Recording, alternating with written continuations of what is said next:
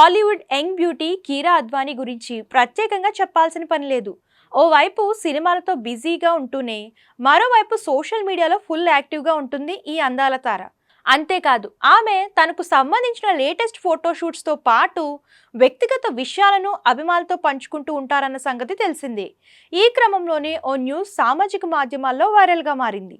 కీరా అద్వానీ సిద్ధార్థ్ మల్హోత్రా తల్లిదండ్రులు కాబోతున్నామని ప్రకటించిన విషయం తెలిసిందే.